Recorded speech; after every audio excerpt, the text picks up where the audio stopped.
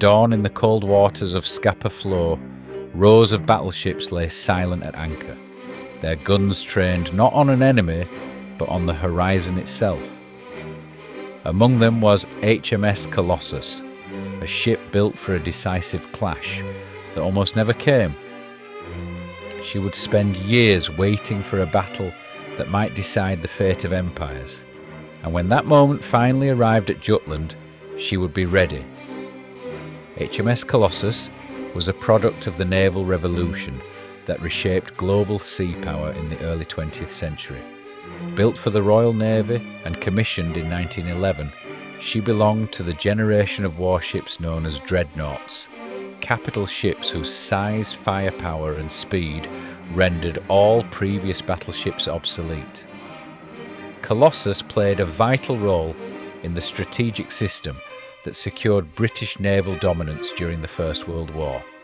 The term dreadnought originated with HMS Dreadnought of 1906, whose design broke decisively with earlier battleship practice. Traditional pre-dreadnoughts carried a mixed armament of large and medium guns and relied on reciprocating steam engines. Dreadnoughts, by contrast, mounted an all-big gun armament, typically 10 or 12 heavy guns of a single calibre, allowing them to engage enemies at long range with devastating effect. They were powered by steam turbines, giving them higher sustained speed and improved reliability. HMS Colossus embodied this new philosophy. Armed with 10 12-inch guns in 5 twin turrets, she could deliver a broadside unmatched by older ships. Her armour was designed to withstand heavy shell fire, and her turbines gave her a top speed of around 21 knots, fast for a battleship of her era. In an age when naval strength was measured in dreadnoughts, Colossus represented Britain's determination to maintain superiority over rising rivals, particularly Imperial Germany. Colossus was laid down in 1909 and completed in 1911 as the lead ship of the Colossus class. While closely related to the preceding Orion class, she incorporated refinements in internal layout, protection and gunnery arrangements. Like most British capital ships before the war, she spent her early years in routine training, fleet manoeuvres and gunnery exercises, intended to prepare the Royal Navy for a potential large-scale clash in the North Sea.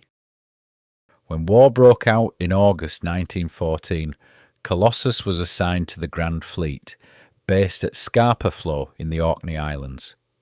The Grand Fleet's task was not to seek dramatic engagements, but to contain the German High Seas Fleet, enforce a blockade, and preserve Britain's command of the seas.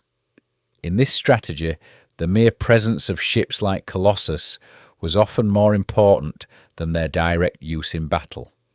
Throughout the war, Colossus operated primarily in the North Sea.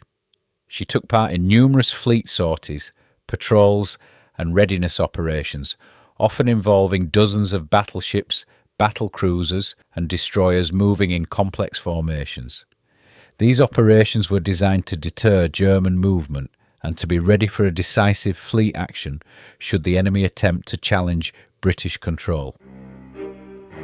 At the Battle of Jutland on 31st May 1916, HMS Colossus took an active part in the fighting as a dreadnought of the Grand Fleet's battle line.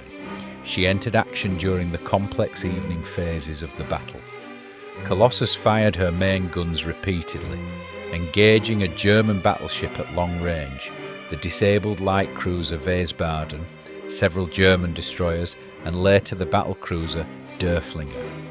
Over the course of the action, she fired 93 12-inch shells, likely scoring multiple hits on Derfflinger that disabled guns and caused flooding. Although Colossus did not play a decisive or headline-grabbing role, her actions were typical of many battleships engaged in the fragmented and fluid conditions of Jutland.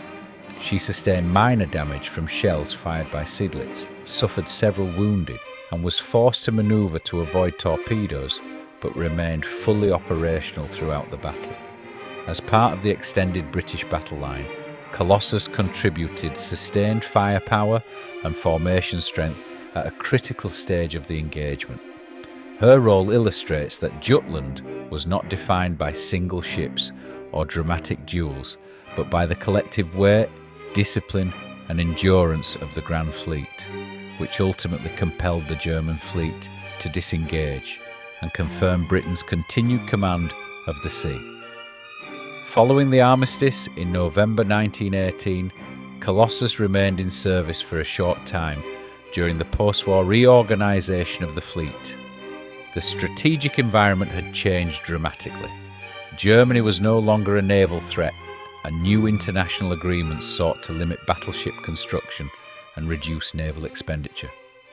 Under these conditions, early dreadnoughts like Colossus were quickly deemed obsolete. Advances in gunnery, armour, propulsion and naval aviation had overtaken designs conceived before the war. In 1921, Colossus was placed in reserve, and shortly thereafter she was sold for scrap, being broken up in 1923. HMS Colossus never achieved fame through dramatic combat, but her career reflects the true nature of British naval power in the First World War. She was a weapon of deterrence, part of a system that relied on strength, readiness and restraint rather than constant action. In fulfilling that role, she helped secure control of the seas, sustain the blockade of Germany and shape the outcome of the war. If you enjoyed the video, hit the like button and subscribe for more history videos every week. Your support truly makes a difference. Thanks for watching.